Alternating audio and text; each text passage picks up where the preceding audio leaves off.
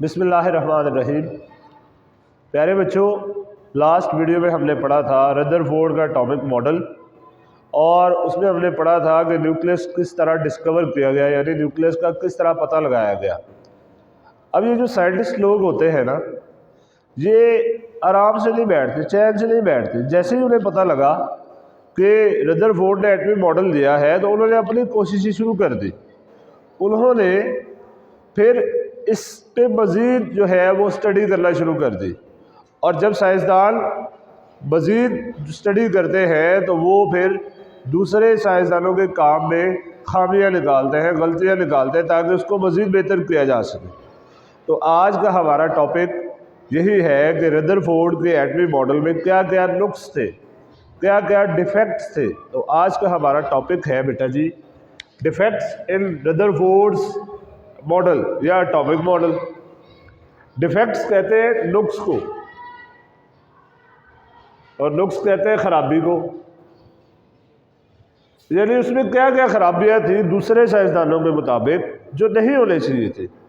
अब इस डिफेक्ट्स को हम ड्रॉबैक्स भी कह सकते हैं,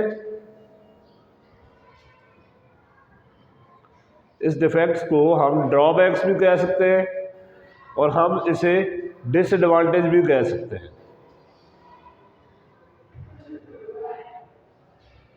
तो पहला इसका ड्रॉबैक क्या है कि क्लासिकल थ्योरी ऑफ रेडिएशन के मुताबिक इलेक्ट्रॉन, क्योंकि चार्ज पार्टिकल होता है, हमें पता है इलेक्ट्रॉन पे नेगेटिव चार्ज होता है, तो उसे मुसलसल जो है एनर्जी रिलीज करनी चाहिए। ये इलेक्ट्रॉन हमने कहा था न्यूक्लियस के गिर्द घूम रहा है, यहाँ है, और हम ये भी कह रहे हैं कि इस पर नेगेटिव चार्ज होता है।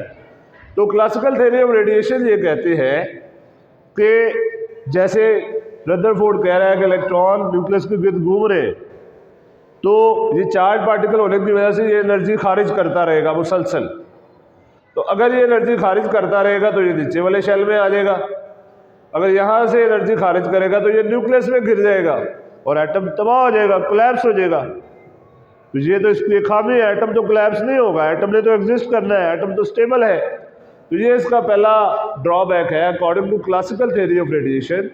क्लासिकल थ्योरी ऑफ रेडिएशन के मुताबिक electron mean the charge particle, electron charge particle होने की वजह से शुड रिलीज और इमिट एनर्जी। इलेक्ट्रॉन दे मुसलसल कंटिन्यूसली देनी चाहिए, and they should ultimately fall into nucleus. Nucleus क्यों? क्योंकि जब एक इलेक्ट्रॉन एनर्जी देगा, निकालेगा, तो नीचे वाले शेल में आ जाएगा, निचले शेल से निकालेगा तो न्यूक्लियस में आ जाएगा।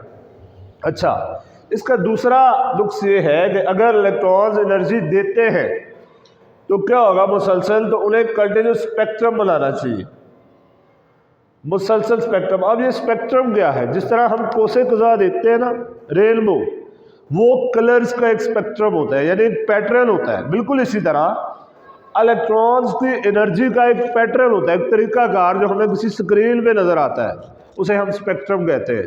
अब कंटिन्यूस स्पेक्ट्रम का मतलब है मुसलसल साथ जुड़ा हुआ, और लाइन स्पेक्ट्रम का मतलब है कि सिंगल सिंगल लाइनें होती है ऐसे। तो अब अगर इलेक्ट्रॉन्स मुसलसल एनर्जी दे तो उन्हें कंटिन्यूस स्पेक्ट्रम बनाना चाहिए, लेकिन असल में लाइन स्पेक्ट्रम आता है, ऐसी लाइनें आती हैं। तो ये भी एक ड्रॉबैक है। अब ये बात बिल्कुल ठीक है कि रदरफोर्ड ने कहा कि जो प्लम पुडिंग मॉडल था वो गलत था, लेकिन उसके बावजूद इसमें चंद खामियां थी कि एटम कोलैप्स तो नहीं हो सकता, एटम तो स्टेबल है। तो इस चीज़ ने दूसरे साइंसदानों के लिए नई राहें निकाली कि वो अपना कानून जो है, अपनी थ्योरीज पेश करें। तो इसलिए इसके बाद बोहर ने जो है अपना कानून दिया, जिसे बोहर थ्योरी कहा जाता है। और ये बोहर थ्योरी हम इंशाल्लाह नेक्स्ट वीडियो में, नेक्स्ट लेक्चर में पढ़ेंगे। अगर आप लोगों ने अभी तक चैनल सब्सक्राइब नहीं किया तो बराए मेहरबानी चैनल सब्सक्राइब कर लें। आपकी मोहब्बतों और चाहतों का बहुत बहुत शुक्रिया।